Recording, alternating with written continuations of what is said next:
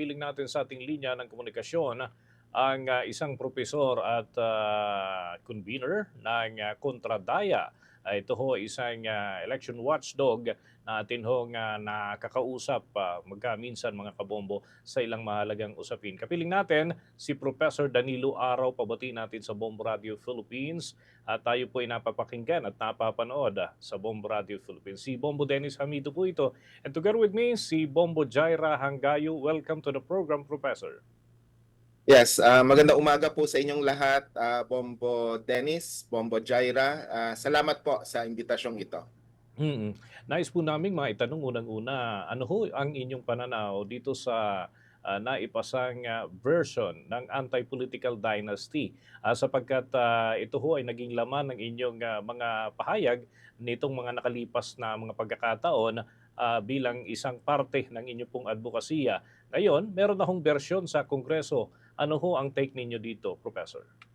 Yung ipinasa pong House Bill, consolidated ito, pero sa esensya, ito yung version na ifinail ni na Sandro Marcos at Bogie D. Tinutulan na namin ito noon pa sapagkat ito po ay mapagkunwaring anti-political dynasty bill. Sa totoo lang, ito po ay pro-dynasty. Bakit? Kasi po ang ninanais ng bersyon sa House of Representatives hanggang second degree of consanguinity lang, ibig sabihin yung immediate family member mo lang ang saklaw ng panukalang ito. Ang ninanais po sana natin ay fourth degree of consanguinity para po kasama yung extended family, yung mga pinsan, yung mga auntie, mga uncle, at iba pa. So yun yung kinakailangan po sana sa usapin ng degree of consanguinity. Ikalawa, tahimik ang bill na ito sa usapin ng dynasty succession. Ibig sabihin, pag natapos yung termino, yung term of office ng isang incumbent at hindi na siya pwedeng tumakbo, ang pwede pa rin pumalit sa kanya yung kanyang kamag-anak, asawa, kapatid, asawa, anak o kung sino man. So up to the second degree. So sa tunay na anti-political dynasty law, dapat malinaw na ayaw natin sa dynasty succession. Ikatlo, wala pong sinasabi tungkol sa party list system kasi isa sa mga pinupush namin yung anti-dynasty law, dapat may malinaw na tindig na ang mga dynast ay hindi po pwedeng tumakbo bilang party list representative o kaya magpinansya o mag-bankroll ng anumang party list group. Hindi dapat gamitin ng mga dynasty yung party list system na siyang nangyayari sa kasalukuyan.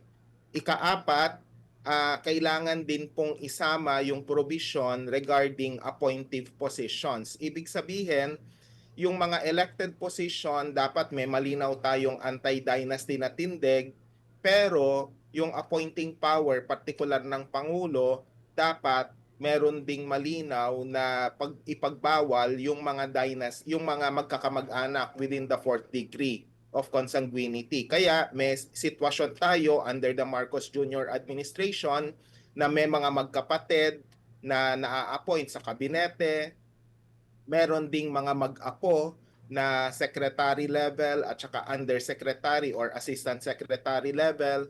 In other words, dapat kasama rin sa anti-dynasty law yung appointment ng Pangulo, particular sa secretary, undersecretary, assistant secretary, and directorships and other positions of other vital government agencies na nandun yung presidential powers.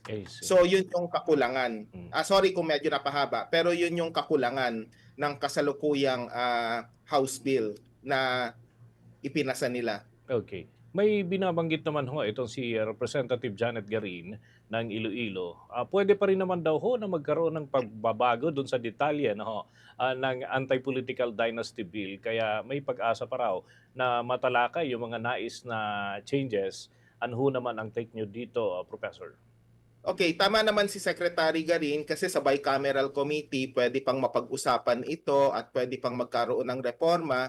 Pero ang direktang tanong lang kay Secretary Garin at saka sa iba pang mga sumuporta sa bill na ito sa House of Representatives, bakit hindi na-address itong mga issue na ito?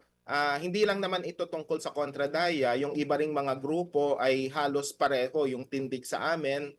Just for the record, nagbigay po kami ng aming position paper, nagpadala kami ng resource person sa isa sa mga pagdinig nila, pero they fell on deaf ears.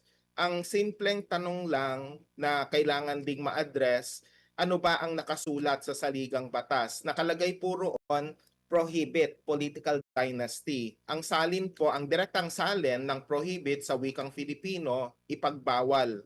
Pero itong House Bill na ito na hindi nga katanggap-tanggap, nililegalize niya at ini-institutionalize niya yung political dynasty. Kaya ang tanong, anong diksyonaryo ba yung kinokonsulta ng ilang miyembro ng Kamara? Ayun. Ang akin hong katandem dito si Bombo Jaira Hanggayo. May ilang punto rin na nais pong maitanong sa inyo, Professor. Bombo Jai? Professor, sa ibang usapin naman ngayong naideklara na ang bagong liderato ng Senado, tiwala ba kayong magiging katanggap-tanggap ang handling nila sa flood control probe at impeachment trial? Okay, magandang tanong yan. Dapat maging mapagbantay pa rin tayo, hindi porket meron ng bagong liderato, magiging kampante na. Siyempre, ang anumang potential conflict of interest, dapat kino-call out at binabantayan natin kung sino man yung mamumuno sa investigasyon, particular yung magiging chair ng Blue Ribbon Committee, siguraduhin natin na talagang lahat ay mapapanagot regardless of political affiliation. Whether ikaw ay pro Marcos, pro Duterte, or pro whatever, kung ikaw ay may pananagutan, dapat managot ka. And the same applies to certain senators who are facing certain legal charges. Some of them very serious, tulad ng plunder. Wag sabihin na sila ay nasi-single out lamang kasi malinaw naman sa mga ebidensya na may mga anomalya na kailangang maimbestigahan. And bilang election watchdog convener, anong take ninyo, Professor, sa pagdawit ng 18 na mga dating bodyguards kay Commission on Elections Chairman George Erwin Garcia dito nga sa Maleta scandal? Si Chairperson Garcia, marami na siyang kontrobersyang kinaharap mula noon pa. Kaya syempre, hindi na nakakagulat yung ganitong klaseng alegasyon. Bagamat, sabi nga nila, dapat magbigay pa ng mas maraming impormasyon kung sino man yung nag-aakusa. Tama naman si Chairperson Garcia to initially deny yung pag-issue ng blanket denial. Maintindihan mo rin naman. Kaya lang, syempre, may mga dati ng alegasyon na kailangang masagot din. Hindi uubra yung puro blanket denial lamang. The proof should be presented by the accusers. In this case, yung 18 na mga dating sundalo.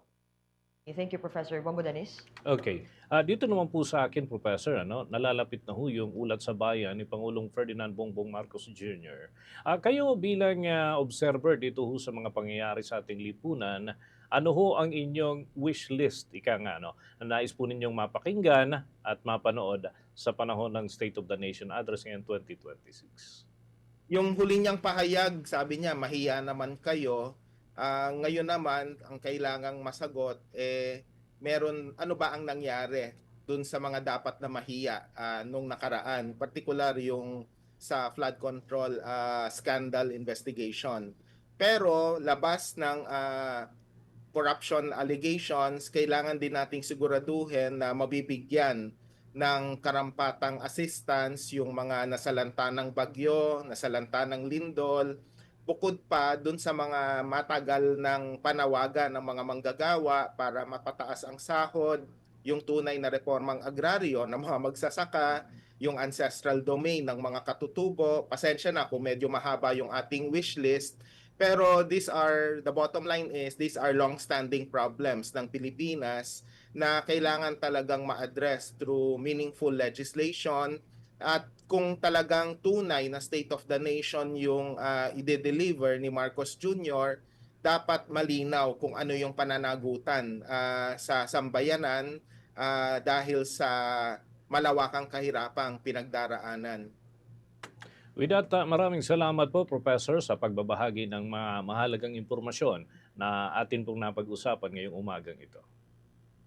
Maraming salamat po. Mga kabombo at mga ka-Star Nation, nariyan ang atin hong naging panayam kay Professor Danilo Araw mula ho sa grupong Kontradaya at isa rin ho siyang propesor mula dyan sa University of the Philippines at yan ay paghimay doon sa ilang mga napapanahong paksa sa ating lipunan. For the most trusted source of news and information, visit our website at www.bomboradio.com. Follow us on Bombo Radio mobile app, Facebook, YouTube, TikTok, and X, formerly Twitter. Like, share, and stay connected. Anytime, anywhere.